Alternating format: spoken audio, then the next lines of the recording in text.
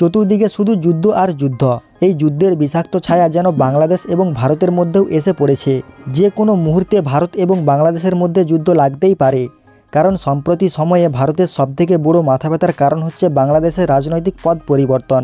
বাংলাদেশ আর কারো নিয়ন্ত্রণে নেই, আর এ কারণের জন্যই বাংলাদেশের কিছু সংখ্যক মানুষ ভারতের বিরুদ্ধে দাঁড়িয়েছে। যদিও এগুলিকে রাজনৈতিক বক্তব্য বলেই উড়িয়ে দেওয়া যায়, কিন্তু এরপরেও যদি ভারত বাংলাদেশের বিরুদ্ধে মোকাবিলা করার চেষ্টা করে, তাহলে বাংলাদেশ কি পারবে ভারতের মতো চতুর্থ শক্তিশালী দেশের সাথে মোকাবিলা করতে, নাকি অন্য কিছু ঘটবে? তো চলুন সেই বিশ্লেষণই করা যাক। ভারতীয় সেনাবাহিনীর সংখ্যা প্রায় 13 লাখের ওপর, যা চীনের পর পৃথিবীর দ্বিতীয় সৈনিকের অধিকারী দেশ। তবে ভারতীয় সেনাবাহিনীর একটা বড় অংশ তাদের আভ্যন্তরীণ নিরাপত্তার জন্য নিয়োজিত আছে। কাশ্মীর, মধ্যপ্রদেশ এবং পূর্বাঞ্চলের 7টি রাজ্য, যাদেরকে আমরা 7 সিস্টার হিসেবে জানি, সেখানকার বিদ্রোহীদের দমন করতে সেখানে ভারতীয় সেনাবাহিনীর একটা বড় অংশ নিয়োজিত আছে। আর সেই সকল সৈন্যদের সেখানে থাকতেই হবে, না হলে 7 সিস্টার সহ ভারতের বেশ কয়েকটি রাজ্য বিপদের মুখে পড়তে পারে। অন্যদিকে পাকিস্তানের সেনাবাহিনীর সংখ্যা 7 লাখের কাছাকাছি, যাদের একটা বড় সংখ্যক সেনাবাহিনী ভারতের বর্ডারের কাছাকাছি নিযুক্ত আছে। তারা যে কোনো মুহূর্তে ভারতকে আক্রমণ করতে পারে। সে কারণে 7 লাখের ওপর ভারতীয় সেনাবাহিনী পাকিস্তানের বর্ডারের কাছে রাখতেই হবে তাদের সাথে মোকাবিলা করার জন্য। তাছাড়া অন্যদিকে চীন বর্ডারেও এই একই অবস্থা, সেখানেও ভারতীয় সেনাবাহিনীর প্রায় 3 লক্ষের ওপর নিযুক্ত আছে।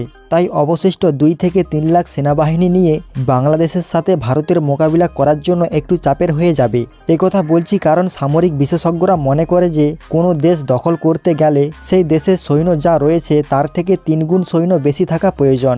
মজার ব্যাপার হলো, যুদ্ধবিমান নিয়ে সেই দেশকে শুধুমাত্র ধ্বংস করাই সম্ভব, কিন্তু দখল নিতে গেলে সৈন্যদের গুরুত্ব অত্যন্ত অপরিসীম। তবে চীন, পাকিস্তান নিজের স্বার্থে ভারতকে বর্ডারে ব্যস্ত রাখতে এবং বাংলাদেশকে অস্ত্র দিয়ে সাহায্য করতে পারে, কিন্তু ভারতের সক্ষমতা কিন্তু এখানেই শেষ না। কারণ ভারতের কাছে পৃথিবীর অন্যতম অত্যাধুনিক এবং বিশাল শক্তির বিমান বাহিনী রয়েছে। তবে মজার ব্যাপার হলো, তাদের সেখানেও রয়েছে কিছু দুর্বলতা। কারণ তাদের পর্যাপ্ত যুদ্ধবিমান আছে ঠিকই, লজিস্টিক সহযোগিতা করার সক্ষমতা ততটা নেই। কারণ ভারতীয় বিমান বাহিনীর কাছে 10টি হেভিওয়েট পরিবহন বিমান এবং 30টি মিডিয়াম লজিস্টিক ক্যাটাগরির বিমান রয়েছে। অথচ ভারতের মতো একটা বিশাল দেশে সৈন্য এবং এই কিছু ট্রান্সপোর্ট বিমান কোনোভাবেই যথেষ্ট হবে না। যেমন 2020 সালে চীনের সাথে ভারতের সংঘর্ষের সময় ভারতের ট্রান্সপোর্ট ফাইটারের অভাব কিছুটা স্পষ্ট হয়েছিল। বেশ কয়েক সপ্তাহ লেগেছিল ভারতের সৈন্য এবং সরঞ্জাম মোতায়েন করতে। এর ফলে বাংলাদেশের সাথে যুদ্ধ করতে গেলে ভারতীয় ফ্লাইট কোনো বড় ভূমিকা পালন করতে পারবে না। তবে ভারতীয় বিমান বাহিনীর কাছে সব মিলিয়ে প্রায় 500টি যুদ্ধ বিমান রয়েছে। তবে এতে কোনো সন্দেহ নেই, এত সংখ্যক বিমান দিয়ে অল্প কিছু সময়ের মধ্যেই বাংলাদেশকে ধূলিসাৎ করে দিতে পারে। কারণ বাংলাদেশে এমন কোনো শক্তিশালী বিমান নেই যে এই সকল ভারতীয় ফাইটার জেট প্লেনগুলোকে ধ্বংস করতে পারবে। সেই সাথে নেই কোনো শক্তিশালী আকাশ প্রতিরক্ষা ব্যবস্থা। তবে বাংলাদেশের সামরিক শক্তিও পেছিয়ে নেই।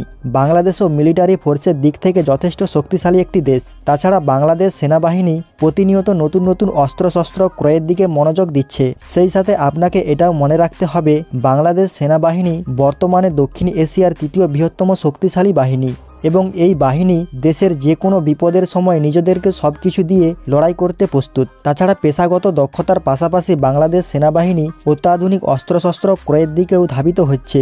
বিশেষ করে বিভিন্ন আগ্রাসন মোকাবিলায় বাংলাদেশ পৃথিবীর বিভিন্ন দেশ থেকে যুদ্ধবিমান এবং অন্যান্য যুদ্ধক্ষেত্রের সমগ্র ক্রয় করছে।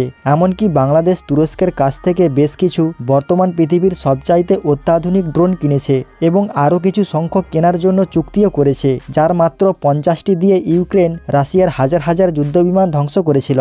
সেই সাথে সমরাষ্ট্রের উৎপাদন বাড়ানো এবং বাইরের দেশ থেকে অত্যাধুনিক অস্ত্র ক্রয়ের মাধ্যমে বাংলাদেশ সেনাবাহিনী আরও শক্তিশালী হওয়ার চেষ্টা করছে। 2030 সালের মধ্যে এই অত্যাধুনিক অস্ত্র বাংলাদেশের মধ্যে যুক্ত হবে, যা বাংলাদেশকে এক নতুন উচ্চতায় পৌঁছে দেবে। তবে যুদ্ধক্ষেত্রে ভারত কিন্তু কম কিছু না, তারা বিশ্বের মধ্যে 4র্থ সবথেকে শক্তিশালী দেশ। তাহলে ভারতেরও ক্ষমতা আপনারা আন্দাজ করতেই পারছেন। আর একটা কথা মনে রাখতে হবে, যুদ্ধ কখনো শান্তি বয়ে আনতে পারে না। যদি ভারত বাংলাদেশের ওপর আক্রমণ করে, হয়তো তারা দখল করতে না পারলেও বাংলাদেশকে পুরো ধ্বংসস্তূপে পরিণত করতে পারে আর প্রাণ হারাবে হাজার হাজার লক্ষ লক্ষ মানুষের। বাংলাদেশের সাথে ভারতের যুদ্ধ লাগলে সেই সুযোগে পাকিস্তান এবং চীন ভারতের সাথে যুদ্ধ লাগার চেষ্টা করবে।